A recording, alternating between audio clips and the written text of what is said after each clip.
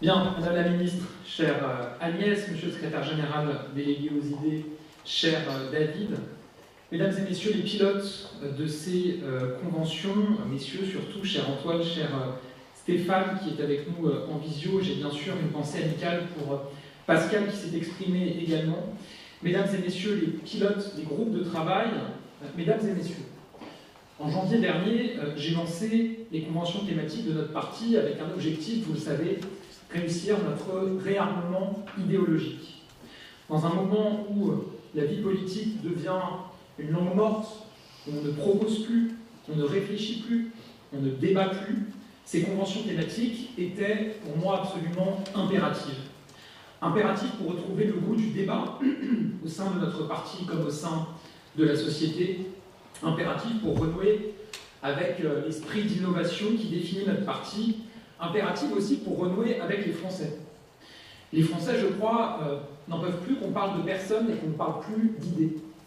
Je pense qu'ils en ont assez d'entendre les élus parler de lignes rouges, agiter des menaces, abattre des vétos plutôt que de proposer, de construire et d'agir.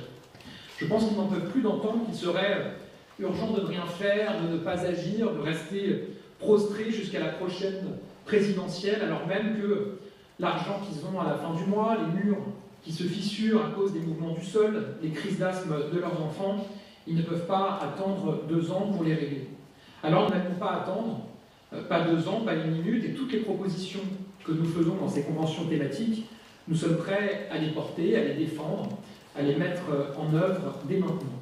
C'était vrai pour les mesures de notre convention sur le régalien qu'on a présenté il y a quelques semaines maintenant.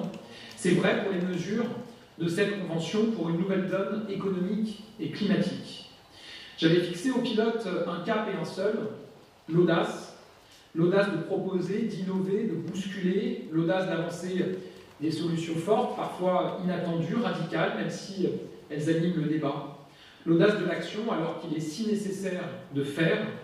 L'audace du sérieux aussi, car le sérieux est parfois devenu une forme d'audace. Tant la démagogie est à la mode et les solutions miracles, irréalistes, parfois inapplicables, deviennent la norme et pas seulement parmi les extrêmes. Et en suivant l'avancée de vos travaux, en discutant de vos propositions, en écoutant encore à l'instant vos présentations, je me dis que le défi est relevé. Alors je veux remercier évidemment d'abord David Amiel d'avoir supervisé une nouvelle fois avec l'intelligence et le talent que nous lui connaissons, l'organisation de ces 2 nouvelles conventions thématiques. Je veux remercier Stéphane Travers, Antoine Péguillon et Pascal Canfin, qui est en déplacement à l'étranger, d'avoir accepté d'encadrer ces conventions, d'en avoir été les pilotes et d'y avoir insufflé leur énergie et leurs idées. Je veux également avoir un remerciement tout particulier pour toi, chère Agnès. Tu es une de nos ministres et tu portes haut nos valeurs et le refus strict et total de la grande régression climatique que certains veulent nous imposer, y compris parfois au sein même du gouvernement. Tu as été une force de proposition inestimable pour cette convention sur la transition climatique et je veux vraiment t'en remercier. Et puis merci enfin à Paul, à Stéphanie, Constance, Thierry, Thomas, Anaïs, Lauriane, Sandrine, Olga, Pierre, Hervé d'avoir encadré les groupes de travail qui ont permis d'aboutir à cette convention. Grâce à vous, il y a eu plusieurs dizaines d'auditions qui ont été menées. Nous avons pu consulter des experts, des acteurs institutionnels, des ONG, des chercheurs, des think tanks. Nous avons pu échanger avec des acteurs de terrain, avec des femmes et des hommes qui ne pensaient pas toujours comme nous, heureusement. C'est important évidemment pour réfléchir et pour débattre. Et c'est aussi cette diversité de points de vue qui fait la richesse de nos propositions. Une diversité qui s'incarne aussi dans l'association totale de nos adhérents et des instances de notre parti. Plusieurs propositions sont issues de réunions publiques qui ont été organisées par nos comités locaux partout sur le territoire, de contributions individuelles qui nous ont été adressées par des adhérents directement, ou encore par des réunions qui se sont tenues avec les membres du Conseil national de Renaissance. Grâce à l'ensemble de ces travaux, on est aujourd'hui en mesure de présenter aux Français les propositions de notre parti qui seront soumises dès la fin de cette présentation à la validation par vote de nos adhérents. Vous savez que c'est aussi ma méthode. Et ce que nous portons, c'est ni plus ni moins une nouvelle donne économique et climatique. Pourquoi une nouvelle donne ? parce que nous ne pouvons pas nous contenter des cadres du passé, parce que la société accélère, les changements sont de plus en plus nombreux, de plus en plus puissants, de plus en plus rapides. Il y a 3 ans, David le disait il y a un instant, l'intelligence artificielle n'en était qu'à ses balbutiements. On n'avait pas encore entendu parler au moment de la dernière élection présidentielle de ChatGPT. Mistral n'avait pas encore pris son envol. La guerre en Ukraine n'en était qu'à ses débuts, on ne mesurait pas encore l'ampleur de ses conséquences. Le dérèglement climatique n'a fait que s'accélérer, chaque fois plus violent, plus imprévisible, plus destructeur. Donald Trump n'était pas encore revenu au pouvoir et aucune guerre commerciale ne semblait s'organiser. En quelques années, tout s'est accéléré. Les États s'arment, investissent, ils s'emparent des défis de demain, et au milieu de ça, la France ne peut pas être à l'arrêt. La France doit s'emparer pleinement des défis devant elle, et notamment de l'intelligence artificielle et de la transition énergétique, et présenter des solutions nouvelles pour ces défis nouveaux. Je l'ai dit et je le répète, nous avons besoin d'un changement profond pour le pays. Un changement profond parce que le monde a changé, que l'Europe a changé, que la France, évidemment, a changé et que tout continue à changer rapidement. Alors oui, nous avons besoin d'une nouvelle donne, et cette nouvelle donne, elle mêlera à la fois économie et climat. On avait prévu à l'origine, vous le savez, 2 conventions distinctes. L'une sur notre nouveau modèle économique et social, et l'autre sur la transition climatique. Et très vite, la nécessité de traiter l'un et l'autre de concert, et peut-être plus encore l'absurdité d'opposer l'un à l'autre, nous avons décidé de présenter ces conventions ensemble. Ce choix, je crois qu'il nous distingue des autres, nous sommes les seuls à le faire. À droite comme à gauche, on oppose toujours écologie et économie. Les uns utilisent l'économie comme prétexte pour dissimuler leur velléité anti-science, anti-climat et justifier toutes les régressions. Les autres utilisent l'écologie comme un pur alibi pour justifier un programme de décroissance radicale, purement dogmatique et sans aucun lien avec la réalité climatique. La réalité, et on en est convaincu, et c'est ce qui nous rassemble au sein de Renaissance, c'est qu'il est impossible de penser l'économie de demain sans penser la transition énergétique. Parce que les secteurs d'avenir sont verts, parce que des champs entiers d'activité sont en train de naître et de se développer grâce à la transition énergétique. Parce que la transition énergétique guide l'innovation et les technologies de rupture de demain. La réalité, c'est qu'il est absurde de penser l'écologie sans vouloir une économie prospère. Parce que c'est la condition des investissements nécessaires pour l'écologie. Parce que c'est aussi de cette manière que la transition écologique sera une ambition acceptée et partagée par tous les Français. L'écologie doit être l'affaire de tous, c'est ma conviction la plus profonde. Elle doit être rassembleuse, populaire, sans quoi elle n'avancera jamais. Alors vouloir faire rimer écologie et prospérité, c'est bien ce qui nous distingue. Nous sommes, je le crois, en tout cas nous avons vocation à être, le parti de l'écologie qui marche, de l'écologie des solutions, qui a fait baisser l'émission de gaz à effet de serre de 20% depuis 2017, 4 fois plus que lorsque ceux qui se disent les plus écologistes étaient au pouvoir. Contrairement à eux, nous préférons les solutions qui marchent aux slogans qui claquent, et surtout, nous serons toujours au travers du chemin de tous ceux qui voudraient revenir en arrière, toujours au travers du chemin de tous les anti-sciences et des anti-climats. C'est une question de souveraineté et d'indépendance nationale. Parce que s'opposer à la transition écologique et énergétique, c'est entretenir notre dépendance aux énergies fossiles, le gaz, le pétrole, et donc notre dépendance à la Russie et aux pays du Golfe. Ceux qui refusent le nucléaire et le renouvelable organisent notre vassalisation au Moyen-Orient et parfois à des régimes islamistes et autoritaires. C'est aussi une question d'innovation et de croissance. Car plutôt que de tout interdire, nous pouvons améliorer notre qualité de vie en cherchant les moyens de polluer moins avec des véhicules plus propres, avec des avions qui consomment moins, avec des usines qui émettent moins. Être à la pointe de l'innovation climatique, c'est être à la pointe de l'économie de demain. C'est aussi une question de santé parce que c'est ainsi que l'on peut améliorer la qualité de l'air et la qualité de l'eau. C'est une question de sécurité et de contrôle de nos frontières parce que les migrations climatiques sont déjà la première cause de mouvements de population dans le monde. Et donc agir contre le dérèglement climatique, c'est aussi éviter des vagues migratoires massives demain. Mais surtout, c'est une question de vie ou de mort. Le dérèglement climatique, c'est le défi de notre génération, et c'est notre avenir collectif qui est en jeu. Il faut donc être clair. Être climato-sceptique, c'est accepter une immigration climatique massive, accepter d'être dépendant de régimes qui combattent nos valeurs, et c'est accepter que nos enfants vivent moins bien que nous. Alors nous sommes et resterons le parti engagé pour le climat. Cette nouvelle donne économique et climatique que nous portons s'incarne autour de différentes mesures concrètes, opérationnelles et nécessaires. Les différents pilotes vous les ont présentés, elles figurent toutes en détail dans le livret qui va vous être fourni à la fin de cette conférence de presse, mais je voulais revenir sur 3 points qui structurent l'ensemble de nos propositions. 3 convictions, 3 valeurs, 3 piliers de notre parti, de notre ADN idéologique qui traversent l'ensemble des propositions climatiques, économiques et sociales que nous dévoilons aujourd'hui. Notre nouvelle donne économique et climatique, c'est la jeunesse, la souveraineté et la prospérité. Je commence par la jeunesse d'abord. Vous savez combien ce sujet me tient à cœur. J'ai déjà annoncé vouloir créer une bulle de protection autour de notre jeunesse. La jeunesse, ça doit être notre guide. Et toutes les décisions que nous prenons, toutes les propositions que nous faisons, doivent être faites en pensant à elle et en fonction d'elle. Cela implique une réforme en profondeur de notre modèle social. Nous vivons depuis des décennies dans une société de l'ajustement. On multiplie les réformes de paramètres. Tous les 5 ans, la classe politique promet la dernière réforme pour sauver le système de retraite et on recommence 5 ans plus tard.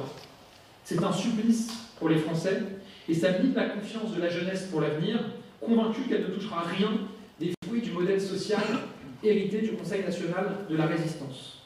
Alors nous portons des réformes profondes de notre modèle social. J'avais évoqué il y a quelques semaines, dans une interview aux Échos, une réforme des retraites pour un système universel, libre et productif sur le fondement des travaux qui ont été menés par notre collègue députée Stéphanie Rist. Et dans cette convention, nous portons notamment une nouvelle vision, un nouveau modèle pour notre système de retraite que j'évoquais il y a un instant. Nous portons aussi une nouvelle vision du travail, avec une approche nouvelle, adaptée aux aspirations de la jeunesse. Je pense à la possibilité de recourir à la semaine en 4 jours, à temps de travail égal, pour bénéficier d'un jour de repos supplémentaire par semaine. Je pense à la mise en place du compte épargne-temps universel pour que chacun puisse choisir les moments de sa vie où il va travailler davantage et ceux où il travaillera moins. Je pense à la prise en compte de nouvelles réalités de la vie et notamment à la possibilité de devenir aidant. Changer notre modèle social pour notre jeunesse, c'est aussi affirmer de nouveaux droits. C'est une conviction que nous avons. Nous avons encore de nouveaux droits à conquérir et c'est pourquoi nous proposons de créer, Constance Bensoussan vient de le rappeler, un droit opposable à la garde d'enfants. Concrètement, il s'agira de garantir à chacun une solution de garde, ce qui est une forme de révolution. C'est lever une inquiétude constante pour les parents. C'est lever l'un des principaux freins à la natalité. C'est aussi une mesure d'égalité entre les femmes et les hommes, car la nécessité de trouver une solution de garde conduit souvent un des parents, et pratiquement tout le temps les mères, il faut bien le dire, à renoncer ou à retarder son retour au travail. Agir pour la jeunesse, c'est aussi la former pour qu'elle se retrouve parée à la société de demain, parée aux défis qui nous attendent collectivement. Je pense notamment à l'intelligence artificielle et à la transition énergétique. Nous proposons, comme je l'ai personnellement porté pour l'école, de mener un véritable choc des savoirs dans l'enseignement supérieur, mais aussi dans la formation professionnelle, avec une réforme de la gouvernance des universités, des filières plus adaptées au monde professionnel et aux besoins du pays, une réforme des bourses pour éviter les effets de seuil et donner sa chance à tous, avec des formations réévaluées, orientées en fonction des besoins de la société, avec la création d'un droit à la reprise d'études pour que chacun ait le droit d'apprendre, de se réorienter tout au long de sa vie, ou encore un plan de promotion majeure de l'entrepreneuriat et la formation de 10 millions de salariés sur 3 ans à l'intelligence artificielle. C'est le plus grand plan d'apprentissage jamais entrepris que nous proposons. C'est la condition pour assurer la compétitivité de notre pays, éviter le décrochage de la France et empêcher qu'une fracture IA ne se forme comme s'est formée une fracture numérique il y a malheureusement bien des années dans notre pays. Enfin, répondre aux aspirations de notre jeunesse, c'est leur garantir évidemment une société vivable, respirable, répondre à l'éco-anxiété qui mine nos jeunes, ou encore, pire encore, à la fatalité de ceux qui pensent qu'il n'y a plus rien à faire. Là-dessus, je veux le dire, la planification écologique a été une première étape majeure. On veut maintenant introduire 2 changements majeurs supplémentaires. Le premier, ça a été dit par Pascal Canfin, c'est l'écologie du contrat. C'est-à-dire notre capacité à tenir les objectifs que nous nous fixons en mettant tous les acteurs autour de la table, en négociant et en trouvant des acteurs. C'est donc aussi un changement de méthode. Et c'est de cette manière que nous avons fondé notre modèle social, et donc c'est de cette manière que nous fonderons notre modèle climatique. Le second, c'est la reconnaissance de notre dette climatique et donc la nécessité de la quantifier et de la réduire. Une loi de programmation sera ainsi mise en place tous les 5 ans, c'est ce que nous proposons, pour donner précisément nos objectifs de baisse d'émissions de gaz à effet de serre, les moyens que nous voulons mettre en œuvre pour y parvenir. C'est un engagement fort, c'est aussi une capacité à voir plus loin encore que la planification écologique, dont je vous rappelle qu'elle est prévue jusqu'en 2030. On doit aller plus loin encore et préparer les échéances à venir. La deuxième grande orientation qui guide notre parti et qui traverse ces conventions, c'est la question de la souveraineté. Aujourd'hui, tous les Français nous disent qu'ils ont le sentiment de perdre le contrôle sur leur destin. Le sentiment que notre pays serait en déclin et que l'Europe tout entière serait en train de décrocher. La réalité, c'est que ce risque existe. La réalité, c'est que nous avons trop longtemps, nous, Européens, sous-traité notre défense aux États-Unis, notre industrie à la Chine et notre énergie aux pays du Golfe et à la Russie. Depuis 2017, nous avons pris des mesures fortes pour inverser la tendance. Nous avons été, au niveau européen, les premiers et bien souvent les seuls à porter ce discours de la souveraineté, à assumer un discours de puissance européenne. Aujourd'hui, on voit que les lignes bougent, alors nous allons profiter de cette nouvelle donne, et toutes les mesures présentées ce matin contribuent à construire une France plus forte, plus indépendante, plus souveraine. C'est pourquoi nous proposons de mener un véritable choc industriel et de productivité. Beaucoup de mesures, notamment présentées par David tout à l'heure dans le cadre des travaux de Paul Midi, ont été avancées. Elles répondent aux aspirations de nos entreprises, de nos entrepreneurs. Elles vont permettre véritablement de libérer notre potentiel de croissance. C'est pourquoi nous proposons aussi une grande loi de paix normative et fiscale pour garantir la stabilité de notre droit à des entrepreneurs qui n'en peuvent plus des normes qui changent en permanence. Nous ferons un effort sans précédent de simplification. Nous limiterons le nombre de mots qui peuvent être utilisés par les administrations dans les normes. Nous réaffirmerons aussi un principe clair, pas de hausse d'impôts. Pas de hausse d'impôts parce qu'elles entravent notre compétitivité, notre croissance, et nous proposons même de les baisser, notamment s'agissant des impôts de production. Nous allons protéger davantage nos industries de la concurrence déloyale, des importations de produits fabriqués dans des pays où les normes écologiques sont beaucoup plus légères que les nôtres. C'est le sens du bouclier industriel que nous voulons créer, qui assumera une part de protectionnisme français et européen, quitte, je le dis, à se retrouver parfois ne pas pouvoir respecter des règles de l'Organisation mondiale du commerce. On ne peut pas être le dernier pays au monde, le dernier continent au monde, à respecter les règles de l'OMC quand plus personne ne respecte les règles de l'OMC dans le monde. À l'heure où la guerre commerciale s'annonce, où plus aucune grande puissance ne respecte les règles de l'OMC, il n'est pas question que nous nous retrouvions à être les dindons de la farce en restant les seuls à s'y tenir. Nous allons libérer notre potentiel industriel aussi, pouvoir produire français en mettant en place des zones qu'on a appelées mini-Singapour, des zones où les normes seront considérablement réduites pour permettre l'innovation et l'expérimentation, notamment pour la transition écologique et pour l'intelligence artificielle. L'IA, justement, je le dis ici, c'est notre défi collectif. Il n'existera plus de souveraineté sans maîtrise de l'IA à l'avenir. Nous voulons donc lancer le plus grand plan de soutien jamais mené en faveur de l'IA. Former massivement les Français, permettre à l'État de soutenir vraiment les entreprises, pas seulement par des subventions, mais en les soutenant à leur capital ou en faisant des contrats avec elles. Il faut passer d'un État guichet à un État investisseur. Aux États-Unis, la NASA ne verse pas des subventions aux entreprises et aux startups de l'IA en matière de défense, elle signe des contrats avec ces startups, ce qui permet évidemment d'avoir du revenu, de lever des fonds privés. En France, en Europe, on a encore trop tendance à verser des subventions plutôt qu'à signer des contrats. C'est ça qu'on veut changer, c'est ce qui permettra un cercle vertueux et un retour d'investissement pour la France. Enfin, et c'est un défi absolument essentiel, assumer notre souveraineté, sortir de nos dépendances, c'est réussir notre transition énergétique. Aujourd'hui encore, près de la moitié de l'énergie que nous utilisons est produite hors de nos frontières. Elle est importée notamment des pays du Golfe, mais aussi de Russie. Tant que nous dépendrons d'eux, nous ne serons pas libres. Une nation qui maîtrise son énergie, c'est une nation libre. C'est pourquoi, sans le dogmatisme aveugle de ceux qui opposent nucléaire et renouvelable, nous allons continuer à miser et à promouvoir l'un et l'autre sans hésiter. Nous devenons les seuls à le faire, on le voit. À gauche, on veut jeter le nucléaire, alors même que sans le nucléaire, on n'arrivera pas à relever les défis de demain et à être indépendant. À droite, malheureusement, on le voit, et à l'extrême droite, on veut jeter les énergies renouvelables, alors que sans les énergies renouvelables, on n'arrivera pas, dans les toutes prochaines années, d'ici à ce que les nouvelles centrales sortent de terre, à relever tous les défis et à répondre aux besoins en matière d'énergie dans une société qui s'électrifie évidemment à vitesse grand V. Une nation qui maîtrise son énergie, je le redis, c'est une nation libre. Nous nous fixons un objectif clair. Les 3/4 de notre énergie doivent être produits en France dans les prochaines années. C'est une condition pour créer des emplois et pour garantir notre souveraineté. Le dernier mot d'ordre de ces conventions que je veux évoquer avec vous, c'est la prospérité. Là encore, c'est un concept oublié de la vie politique.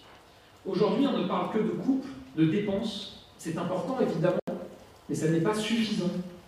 On fait de la politique pour écrire l'avenir, pour forger un destin commun, pour rendre le bonheur accessible et permettre à chacun de vivre mieux. Alors oui, j'assume de parler de prospérité, d'en faire un des piliers de notre action. On est les seuls à le faire et je continuerai. La prospérité, c'est assumer un modèle de croissance où le travail paye. Le choc de productivité que nous proposons, il va permettre de créer 2 millions d'emplois, dont 500 000 dans l'industrie. Il doit permettre une augmentation du salaire médian sans précédent. On a fixé un objectif dans le cadre de cette convention. On veut porter notre salaire médian au même niveau que celui des États-Unis, c'est-à-dire environ 3 000 € par mois. La prospérité, c'est aussi offrir à chacun une société où on respire évidemment un air plus pur, boire une eau plus propre, on peut vivre mieux et profiter soi-même de la transition climatique sans être contraint.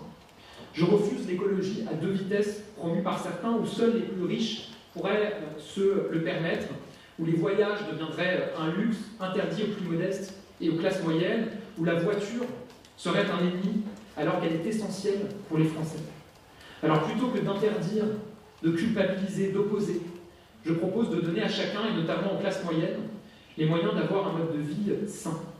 C'est pourquoi j'assume de dire nous pouvons et nous devons avoir une écologie de la voiture. Je l'assume. On ne remplacera pas les voitures et nos compatriotes en ont besoin. En revanche, on peut aider chacun à avoir accès à un véhicule propre. C'est pourquoi nous proposons de baisser la TVA sur les voitures électriques de 20 à 5,5%, tout en veillant à ce que cette baisse soit répercutée sur le prix et non pas empochée par les constructeurs, et que les ménages modestes soient gagnants dans ce changement. Vous allez dire, ça coûte de l'argent, oui, mais évidemment, nous proposons cette baisse de TVA en substitution de la prime à la conversion qui est aujourd'hui versée. Nous allons étendre, et nous proposons aussi d'étendre, l'offre de location de voitures électriques aux véhicules d'occasion. Nous allons les rendre accessibles en priorité aux métiers de la première ligne, à ces Français pour qui leur voiture est leur outil de travail. Je pense par exemple aux aides à domicile, et nous allons en baisser le prix, nous proposons d'en baisser le prix en dessous de 100 €. Permettre à chacun de vivre mieux et de mener sa transition énergétique, écologique, c'est aussi créer un compte épargne carbone transition. C'est une idée qui a notamment été portée dans le cadre de cette convention par Agnès Pannier-Runacher, qui le disait tout à l'heure. Tout au long de notre vie, nos compatriotes, et notamment les classes moyennes, payent des taxes liées au carbone. Nous proposons que ce que les Français payent en taxes sur leur carbone soit désormais identifié, isolé sur un compte qui leur sera accessible pour financer des dépenses de transition énergétique ou écologique. Par exemple, pour rénover leur logement ou pour changer de véhicule. On envisagera également de rendre progressive, cette fiscalité, dans un impératif de justice. Vivre mieux, c'est consommer mieux, et c'est pourquoi nous proposons que l'origine géographique des produits soit systématiquement indiquée avec un éco-score sur le modèle du Nutri-Score qui permettra de connaître l'impact carbone sur les différents produits. Je veux ajouter que toutes les décisions que nous prendrons sur ce qui est sain et ce qui ne l'est pas, ce qui est bon pour la santé et ce qui ne l'est pas, nous le ferons toujours en étant guidés par la science. Il n'y a rien de plus dangereux que lorsque les politiques se mettent à jouer aux scientifiques. Nous croyons à la science et nous respecterons les recommandations de nos scientifiques et de nos autorités sanitaires. Mesdames et messieurs, je n'ai pas pu parler évidemment de tous les sujets ici et vous allez avoir un livret extrêmement dense et fourni pour vous accompagner dans les heures qui viennent, j'imagine, pour tout votre été, pour pouvoir, partout où vous serez cet été, continuer à consulter nos propositions. Mais s'il y a une chose qui est certaine, c'est qu'il y a urgence. Urgence à agir, et Renaissance y est prêt. Urgence à proposer, à fonder une nouvelle donne économique et climatique. Une donne autour de 3 piliers qui sont aussi l'ADN de notre parti, la jeunesse, la souveraineté, la prospérité. Jeunesse, souveraineté, prospérité, c'est cela qui nous rassemble et c'est ce pourquoi nous allons continuer à nous battre. Vous êtes en train de recevoir notre livret programmatique sur cette convention et je suis à votre disposition avec David notamment pour répondre aux éventuelles questions que vous vous poseriez encore après cette longue conférence de presse. On va prendre par salle de questions si vous voulez bien. Ça va bien si vous voulez présenter.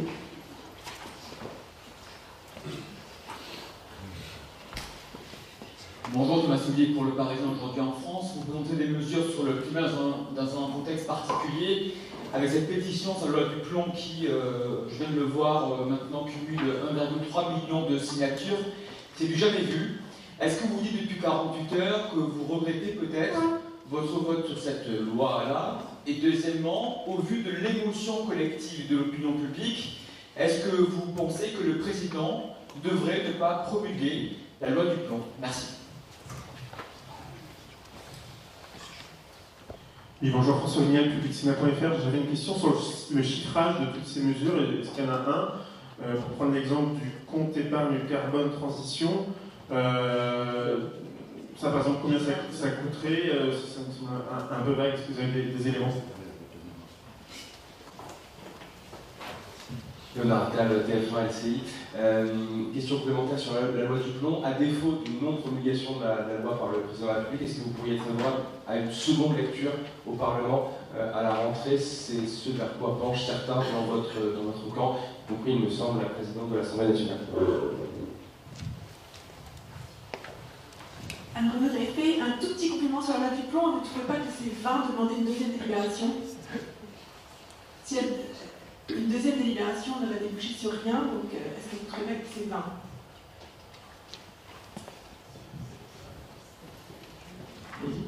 Maxime Laurent pour France Télévisions.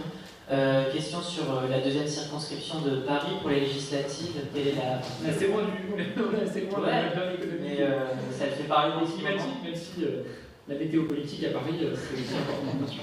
Non, voilà, quelle est la position du parti? Est-ce que, si Rachida Dati se portait candidate, est-ce que vous la soutiendrez, ou en tout cas, est-ce que c'est une piste envisagée pour cette circonscription? Merci beaucoup, la DSI. Bonjour, je suis Thomas pour TFM TV. Une question sur les mesures que vous annoncez. À quelle hauteur il pourrait y en avoir qui intégrerait le budget 2026? Merci. Oui, bonjour Dina Cohen de l'Opinion. Comment vous articulez les propositions que vous faites et la nouvelle donne écologique avec le fait qu'à l'Assemblée, notamment, vous n'avez pas réussi à contrer la mesure qui était la suppression des ZFE et le fait que vous n'avez pas réussi à contrer tout un certain nombre de détricotages de mesures? Merci beaucoup. Une question? Je vais peut-être laisser la parole à David sur la question du chiffrage, qui est une question évidemment importante et qui est au cœur évidemment de nos travaux. À chaque fois qu'on réfléchit à des mesures, à chaque fois qu'on travaille sur des propositions nouvelles, on le fait en intégrant évidemment la contrainte budgétaire qui est réelle. Et vous aurez noté d'ailleurs que depuis un an, à chaque fois qu'on a été amené à faire des propositions, notamment à l'Assemblée nationale, on l'a toujours fait avec une proposition de financement en face. Et je me réjouis que dans le la présentation budgétaire qui a été faite par le Premier ministre, on a vu un certain nombre des propositions de financement qu'on avait formulées depuis un an. Je pense notamment à la réforme de l'assurance chômage, à différentes réformes qui ont trait à notre modèle social. On les a vues reprises par le gouvernement. C'est donc bien pour moi une preuve de sérieux lorsque nous proposons du financement pour un certain nombre de mesures. Juste sur la question de la mise en œuvre de ces mesures dans le budget 2026, nous on va faire des propositions, évidemment des propositions d'amendement, et après le débat se tiendra à l'occasion de l'examen et le choix du gouvernement de retenir ou non certaines de ces propositions dans le cadre d'un éventuel 49.3 évidemment leur reviendra. Mais oui, pour être très clair, quand on fait des propositions sur ces sujets-là, c'est évidemment des propositions qui ont vocation pas uniquement à attendre 2027 et une élection présidentielle, mais qui ont vocation à pouvoir être reprises, être portées sans attendre. On entend dans le débat public effectivement des personnalités qui parfois donnent le sentiment qu'il faudrait qu'on lève le crayon, qu'il y aurait une fatalité à lever le crayon jusqu'en 2027 et jusqu'à une élection présidentielle. Mais c'est terrible pour le pays. Ça veut dire qu'on serait condamné à un immobilisme pendant 2 ans. Et nous, on refuse de nous résoudre à cette idée-là. Et donc on continuera, à chaque fois que des textes nous le permettront, à proposer effectivement des avancées sur tous ces sujets pour les Français et à chercher évidemment à convaincre à la fois une majorité à l'Assemblée et le gouvernement de les reprendre. Sur la question de la deuxième circonscription de Paris, vous comprenez bien que ce n'est pas le cadre ici. Évidemment, on aura l'occasion dans les prochains jours de faire savoir notre décision. Simplement, ce que je veux dire, c'est qu'il y a un enjeu nécessaire de rassemblement dans cette circonscription, comme dans toutes celles où il y a une élection législative partielle à la suite de la décision du Conseil constitutionnel. Et je regrette que certaines formations politiques, mais comme ça avait été le cas dans les précédentes élections législatives partielles, fassent le choix d'annoncer une candidature sans même qu'il y ait la tentative de se coordonner avec les autres formations politiques. Vous avez bien compris que je parle ici des LR. Donc, nous, on cherchera toujours à tendre la main, à essayer de rassembler pour ces échéances qui se présentent à nous. Je laisse la parole à David sur les questions de chiffrage et je réponds aux autres questions dans un instant.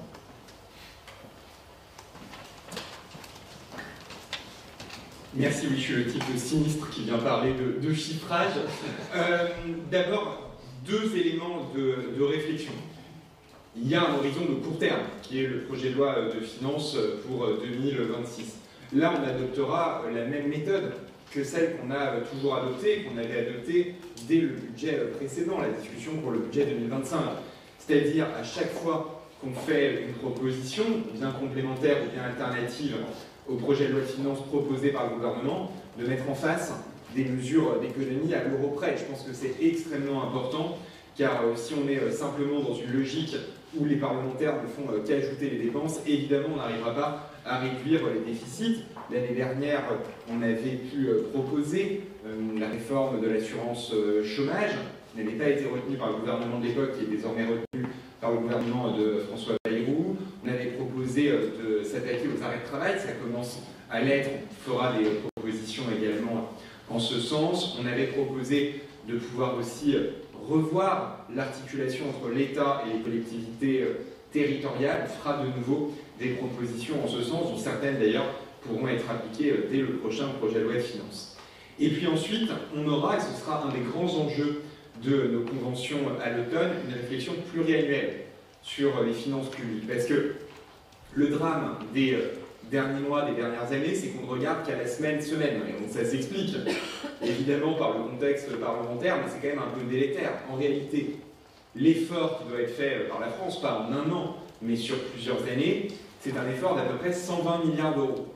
C'est pas un chiffre qui nous est imposé par Bruxelles, c'est pas un chiffre qui nous est imposé par nous-mêmes parce qu'on a décidé de se lancer un slogan, c'est une réalité mathématique, c'est le montant qui est nécessaire pour stabiliser la dette en part du PIB.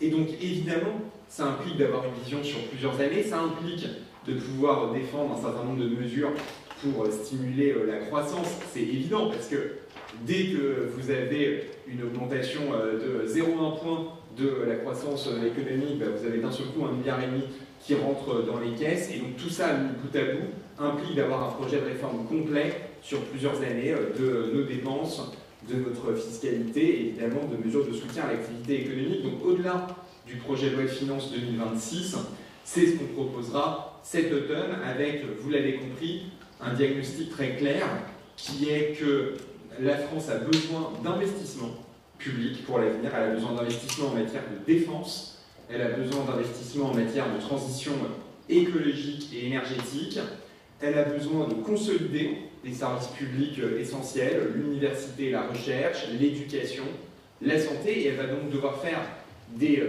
économies dans les dépenses de transfert, notamment en termes de transferts sociaux. Elle doit également revoir un certain nombre de dépenses locales et évidemment continuer à moderniser son État, notamment en tirant tous les fruits de ce que l'intelligence artificielle peut porter pour automatiser un certain nombre de procédures, réduire le poids de ce qu'on appellerait dans une entreprise le back-office et pouvoir soutenir les services publics de proximité tout en faisant des économies sur le fonctionnement de l'État. C'est ce qu'on a réussi à faire, notamment avant l'IA avec le prélèvement à la source, qui a permis de simplifier la vie pour les Français, de concentrer les agents de la Direction générale des finances publiques sur l'accompagnement et l'aide de ceux qui en ont besoin, tout en réduisant beaucoup de paperasserie. Et donc c'est ça qu'on fera cet automne. Et puis pour répondre à votre question précise sur le compte épargne carbone, il s'agit là pour nous,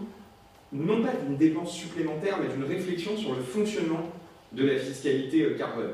C'est une des leçons qu'on essaye de tirer des gilets jaunes. Vous savez, la plupart des experts, des économistes préconisaient depuis des années la fiscalité carbone comme étant un instrument principal de la transition écologique. Mais on s'est rendu compte, avec la crise des gilets jaunes, d'abord que ça menait un certain nombre de Français dans l'impasse, et c'est la raison pour laquelle on propose cette écologie des solutions avec des mesures très concrètes qui ont été développées à la fois par Pascal, par Antoine et par Gabriel dans leurs propos, et puis qu'on veut rendre cette fiscalité plus juste, et donc les deux pistes effectivement qu'on travaille, c'est à la fois d'avoir une fiscalité plus progressiste, c'est-à-dire qui prend en compte la diversité des revenus et des lieux de vie, parce que vous n'êtes évidemment pas dans la même situation quand vous vivez dans le centre-ville d'une métropole et quand vous vivez à 30-40 km et que vous avez besoin impérativement de votre voiture, et que c'est pas parce que le prix à la pompe va monter que vous allez pouvoir en changer, tout simplement parce qu'il n'y a pas d'alternative. Et puis de pouvoir aussi créer un lien plus direct entre la contribution des gens et le soutien à la transition écologique, puisqu'évidemment un des grands soupçons sur la fiscalité carbone, dans l'opinion, ça a toujours été de dire ce n'est pas fait pour la transition écologique, c'est fait pour remplir les caisses de l'État. Et donc, l'idée derrière le compte épargne carbone qu'on propose d'expérimenter, c'est de montrer que tout l'argent qui est récolté en la matière sert à aider les ménages dans la transition écologique et non pas à remplir les caisses d'autres politiques publiques, parce que sinon, évidemment, ça alimente énormément la défiance. Merci David. Pour ce qui est des questions sur la loi du plomb, moi, mon sujet n'est pas celui des phytosanitaires. Le seul sujet qui vaille pour moi, d'ailleurs dans tous les combats qui sont les nôtres, dans tous les sujets sur lesquels nous travaillons, c'est celui de la qualité de vie des Français. Et la qualité de vie des Français, elle est immédiatement liée au fait que nous avons probablement l'agriculture la plus qualitative au monde et qu'on doit la garder. Mais on ne gardera pas l'agriculture la plus qualitative au monde en remplaçant des produits agricoles produits en France par des produits non vertueux importés d'autres pays. On ne gardera pas l'agriculture la plus qualitative au monde si on perd toute une partie de notre agriculture parce qu'on interdit certaines choses sans solution alternative et parce qu'on importe des produits qui viennent de l'étranger, qui utilisent des techniques qui sont interdites à nos agriculteurs nous-mêmes. J'ai vu la pétition comme vous l'avez évoqué, et ça montre bien évidemment qu'il y a un malaise chez une partie des Français autour de cette question. Moi, je ne le nie absolument pas, je le vois, je l'entends.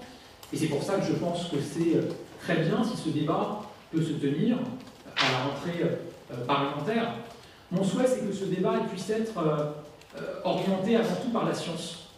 Et je pense notamment que l'ANSES, et l'Agence nationale de sécurité sanitaire, doit pouvoir, à la demande du gouvernement, je l'espère, produire un avis qui permettrait d'être le fondement de ce débat. Il faut toujours en revenir aux scientifiques de l'Agence de sécurité sanitaire qui, de mon point de vue, font foi en la matière, parce qu'on entend beaucoup de choses, on lit beaucoup de choses. Et donc je comprends que certains Français puissent être inquiets quand ils voient ou qu'ils entendent ou qu'ils lisent certaines choses. Et donc il faut en revenir aux scientifiques. Et c'est ce qui nous a toujours guidés dans les choix qu'on a fait à l'Assemblée nationale. Dina Cohen évoquait tout à l'heure certains combats que nous avons menés. Si on a choisi de s'opposer à la suppression des ZFE, c'est bien parce que les scientifiques nous disent que ça a un impact, si on revient dessus, sur la pollution de l'air et donc sur la qualité de l'air qu'on respire dans les métropoles notamment. Si on a refusé de supprimer ou d'interdire les énergies renouvelables en France comme c'était proposé, c'est bien parce que la science elle-même nous dit qu'on aura besoin des énergies renouvelables si on veut produire une énergie décarbonée qui répond aux besoins d'électrification qui augmenteront dans les années à venir. Donc moi je le redis ici, il faut que l'Agence nationale de sécurité sanitaire puisse formuler un avis qui sera une forme de boussole dans les débats que nous aurons sur ce sujet-là. Et c'est la raison pour laquelle d'ailleurs les députés de mon groupe se sont battus dans l'examen de ce texte pour maintenir l'indépendance de l'Agence de sécurité sanitaire. Parce qu'effectivement, dans la version initiale du texte, on revenait quelque part, en tout cas ce texte proposait de revenir quelque part sur l'indépendance de l'ANSES, et c'est le combat de nos députés qui a permis de maintenir l'indépendance de cette agence qui, à mon avis, doit être clé et doit être la boussole dans les débats que nous allons continuer à avoir sur ce sujet. Donc oui, le débat, d'abord, il est toujours légitime. Je pense que vous n'avez aucun exemple venant de moi d'opposition à un débat démocratique, et encore plus quand il y a une pétition, il faut qu'on puisse avoir ce débat. Et oui aussi à une politique, une ligne qui permet de garder en France une agriculture vertueuse. Et si on n'a plus d'agriculture, si on a des pans entiers de notre agriculture qui disparaissent à cause d'interdictions sans alternative ou à cause de concurrence déloyale, on pourra se dire qu'on a pris des règles plus fortes, plus strictes que d'autres pays, mais si on n'a plus toute une partie de nos agriculteurs pour faire vivre notre agriculture derrière, je pense que ceux qui aujourd'hui disent qu'ils s'en réjouiraient ne s'en réjouiraient pas pour autant. Je pense qu'il faut continuer à avancer avec méthode dans le débat parce qu'il est toujours nécessaire, mais surtout avec l'ANSES comme boussole de nos débats.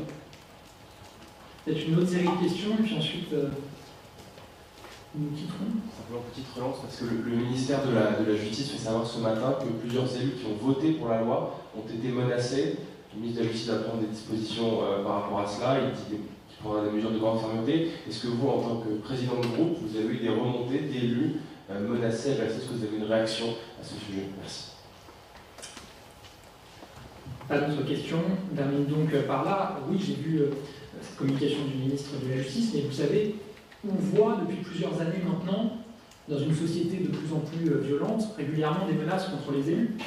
C'est le cas sur ce texte-là, ça a été le cas sur d'autres textes auparavant.